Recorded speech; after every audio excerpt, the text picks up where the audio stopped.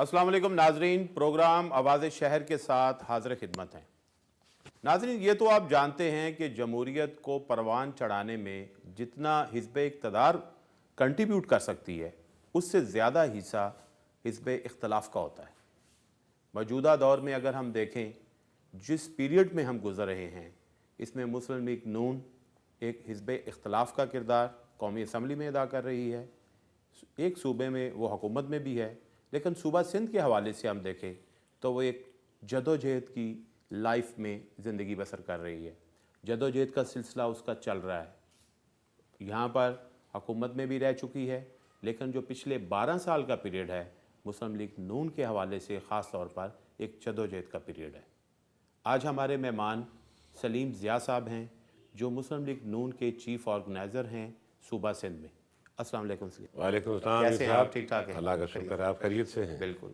सलीम साहब, ये बताइए कि सूबा सिंध का, जैसे मैंने अर्ज़ किया कि एक मुस्लिम लीग नून का जो पीरियड है पिछले 12 साल का, एक बहुत स्ट्रगल का पीरियड है और आपने थ्रू आउट इसमें पार्टिसिपेट किया है, पूरा अपनी एनर्जी दी है अपनी जमात को।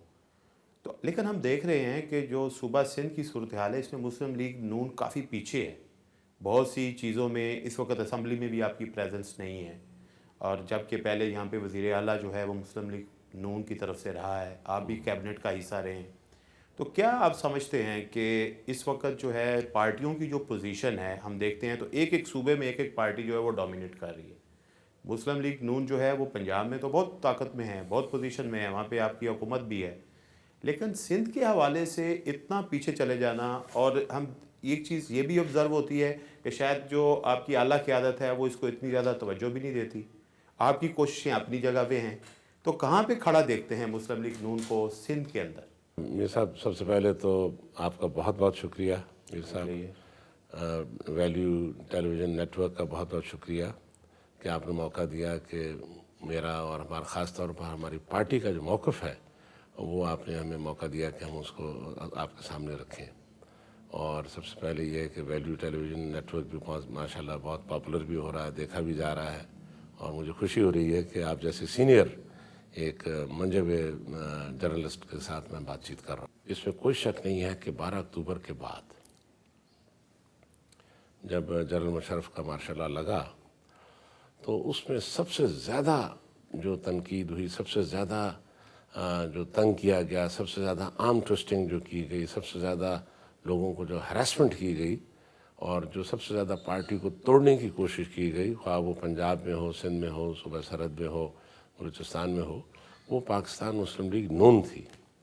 और यहाँ पर भी इसी तरह नज़ला सिंध में भी गिरा, और यहाँ पर भी हमारे बहुत सारे लोगों को आर्म ट्विस्टिंग करके, हरासमेंट करके, नैब के केसेस बना के, सच्चे झूठे जैसे भी, उनको बहुत सारे लोग हमें पार्टी छोड़कर चले गए।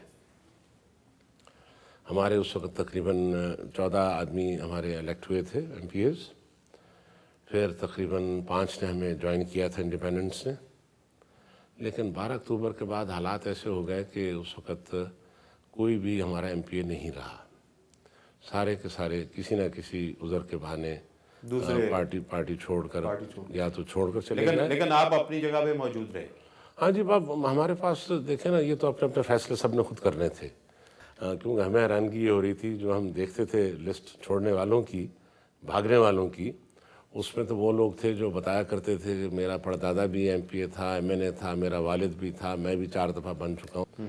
लेकिन जब वक्त आया तो मेरे साहब एक नया तजर्बा हुआ कि वही लोग जो इतने बड़े बड़े नाम थे और इतने पुराना उनका ट्रैक रिकॉर्ड था जदी पुश्ती सियासी तौर पर, वो हमने देखा कि उन्होंने बिल्कुल नज़रें चुरा ली, और किसी ना किसी, और कुछ उसमें ऐसे भी लोग थे जो यकीनी तौर पर मुझ जैसे, जो इलेक्ट हो ही नहीं सकते थे, कभी भी इलेक्ट नहीं हो सकते थे अगर पार्टी टिकट ना होता, वो भी पार्टी छोड़कर चले गए।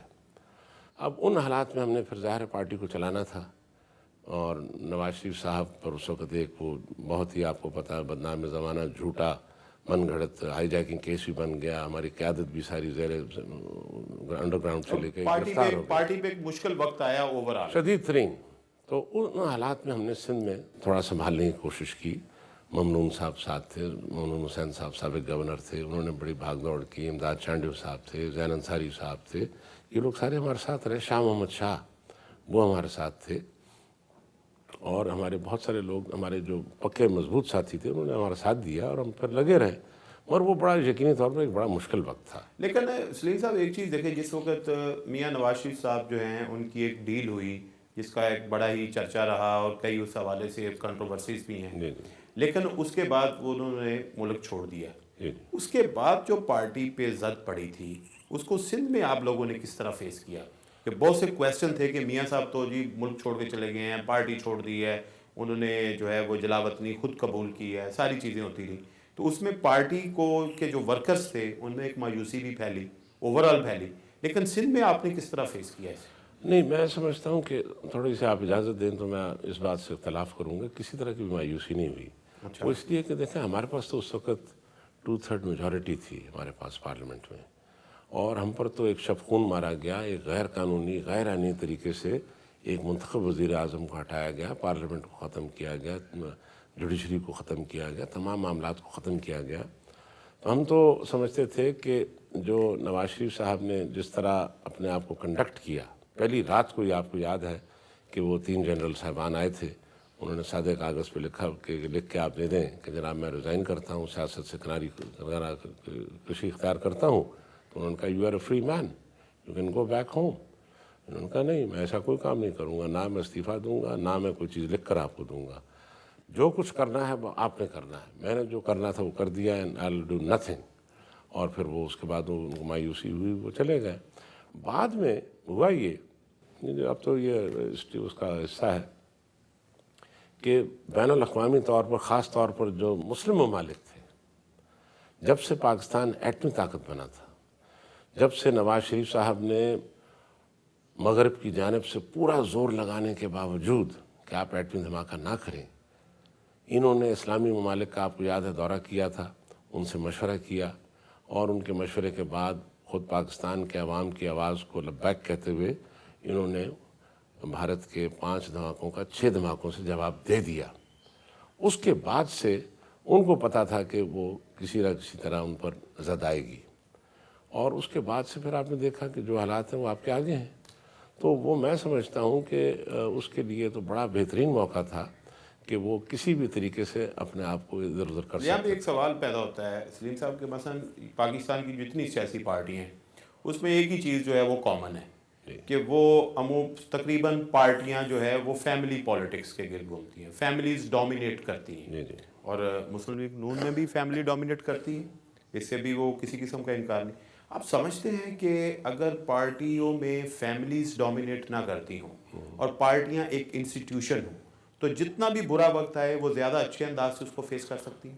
ہاں میر صاحب، میں آپ سے عرض کروں کہ دیکھیں ہم جس ریجن میں رہتے ہیں، ساؤتھ ایشیا، اس میں آپ دیکھیں کہ فیملی کا عنصر موجود ہے، خواہ پاکستان ہو، خواہ بھارت ہو، بنگلہ دیش ہو، سری لنکا ہو، یہاں پر تمام جگہوں پر آپ دیکھیں گے، بلکہ اب تو امریکہ میں بھی ہے اس کا اثر، اور یورپ میں بھی ہے، ابھی آپ نے دیکھا برطانیہ میں، آپ نے دیکھا کہ وہ 2 بھائی آ دو گئے، بھائی ہیں، ٹھیک ہے نا، یہ اس کا اثر اس لیے ہوتا ہے۔ وہ ہمیں دیکھ کے وہ آگے ہیں، ادھر 2 بھائی ہیں ادھر بھی 2 بھائی آ جائیں۔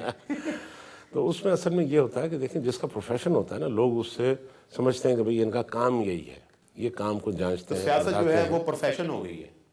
پروفیشن ان دا سینس کہ دیکھیں نا، یہ ہر آدمی کا کام تو ہے نہیں سیاست، یہ تو میں بالکل اس بات پر میں متفق ایک فل ٹائم جاب ہے۔ ہاں، ایک فل ٹائم جاب ہے، اور اس کے لیے خاص ٹیمپرمنٹ چاہیے، خاص ٹریننگ چاہیے، خاص ماحول میں آدمی اس میں پلا بڑھا ہو، اور یا کم از کم اس کی تربیت کسی نہ کسی سٹیج پہ ہوئی بھی ہو، وہ یقینی طور پر وہ تو کمفرٹیبل ہوگا۔ وہ داؤ پیچ صحیح لڑا سکتا ہے۔ داؤ پیچ بھی کہہ لیں، اس کے جو بنیادی جو اصول ہیں ان کو بھی سمجھتا ہے، لوگوں سے ڈیلنگ۔ لیکن جس طرح کی سیاست ہمارے ملک میں ہوتی ہے اس میں تو داؤ پیچ ہی ہوتے ہیں۔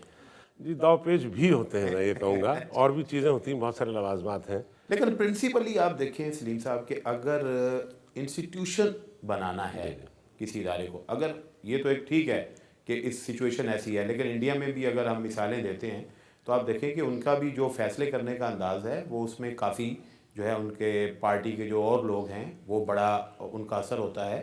گاندھی فیملی سے ہٹ کے بھی وزیر اعظم آئے ہیں ان کے، لیکن ہمارے ہاں بھی اس طرح کی سچویشن نہیں پیدا ہوئی۔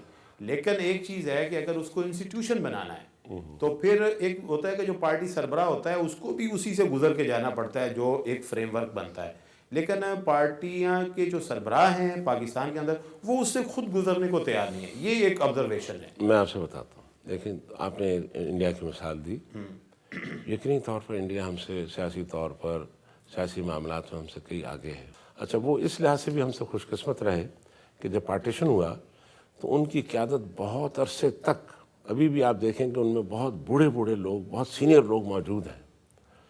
ہمارے ہاں یہ ہوا کہ جیسی پارٹیشن ہوا، جیسی پاکستان بنا، جیسی انڈیپینڈنس ملی، اس کے فوری بعد قائد اعظم صاحب فوت ہو گئے، کچھ عرصے بعد آپ نے دیکھا لیاقت علی خان صاحب مرڈر ہو گئے، لیکن ہم شہید کر پارٹیوں دیے میں گئے۔ بوڑھے لوگوں کو رہنے بھی نہیں دیتے نا۔ میاں اصل میں صاحب نے بھی جنیجو صاحب کو ایک ایسے ہی فارغ کیا تھا، اور بھی کئی ایلڈرز کو فارغ کیا، نہیں، وہ بھٹو بوڑھا صاحب نے بھی اپنی پہلی ٹیم کو ایسے ہی فارغ کیا تھا۔ تو یہ تو ایک رواج ہے نا کہ ہم نہیں وہ سینئرز کو رہنے بھی نہیں دیتے۔ نہیں، وہ تو چلے ایک پاور سٹرگل چل رہی ہوتی پارٹیز کے اندر، وہ کسی حد تک ایکسیپٹیبل بھی، اور پھر بعد میں وہ سیاست میں بھی رہے جنوجو صاحب۔ میں آپ سے عرض کر رہا تھا کہ یہ جو عنصر ہے نا اس میں فیملی بیک گراؤنڈ کا، اس کی وجہ ایک تو یہ ہے کہ کیونکہ مستقل مارشل لا لگتے رہے، تسلسل نہیں رہا۔ آپ دیکھیں کہ یہاں پر تھوڑا سا تسلسل آ جائے، یہ سب چیزیں جو آپ بتا رہے ہیں ان کی آپ دیکھیں گے ان میں کمی آئے گی۔ دوسری بات، ایک انقلابی کام جو کر رہی ہے ہماری پارٹی، نواز شریف صاحب نے یہ رکھا ہے کہ ہم پر یہ بڑی تنقید ہوتی ہے، اور رائٹلی سو، میں اس پہ اگری کرتا ہوں کہ وہ کہا جاتا ہے کہ جناب یہ سیاسی پارٹیز کہاں سے جمہوریت لائیں گی، ان کی پارٹیز میں خود جمہوریت نہیں ہے، بات کہتے ہیں نا، یہ بہت ٹھیک کہتے ہیں نا۔ بالکل ہے۔ اب میں آپ کو بتاؤں کہ حالانکہ ابھی جو کام ہم نے شروع کیا ہوا ہے نواز شریف صاحب کے احکامات پر، کہ یو سی لیول سے لے کے یو سی لیول، بلکہ آپ یہ کہیں پرائمری لیول سے لے کے یو سی لیول، وارڈ کی سطح ہوتی ہے۔ جی، وہاں سے لے کے city level, district level, provincial level and مرکز، جتنے بھی اہم عہدے ہیں، خاص طور پر اصل میں تو صدر اور جنرل سیکرٹری کے ہوتے ہیں، جتنے سٹیپس میں نے بتائے، پرائمری، سٹی، ڈسٹرکٹ، پروونس، مرکز، ان سب کے لیے الیکشنز رکھ دیے گئے ہیں۔ ابھی ہم اس وقت پورے پاکستان میں ممبر سازی کر رہے ہیں، پورے پاکستان میں، اور چاروں صوبوں کے اندر ایک چیف آرگنائزر اور ایک کمیٹی بنا دی گئی ہے آبادی کی مناسبت سے، اور وہ اس وقت ممبر سازی کر رہی ہے۔ میں سمجھتا ہوں کہ مہینے ڈیڑھ کے اندر ہمارے الیکشنز ہوں گے، تمام پرائمری سے لے کے مرکز تک، پراپر الیکشن سے آپ جو ہے تنظیم سازی کریں گے۔ پراپر سلیم صاحب، ہمیں ایک بریک پہ جانا ہے، بریک کے بعد دوبارہ آپ کے ساتھ گفتگو کا سلسلہ یہیں سے شروع کرتے ہیں۔ ناظرین، ہماری گفتگو جاری ہے چیف آرگنائزر مسلم لیگ نون سندھ سلیم ضیاء صاحب کے ساتھ۔ ملتے ہیں ایک بریک کے بعد، ہمارے ساتھ رہیے گا۔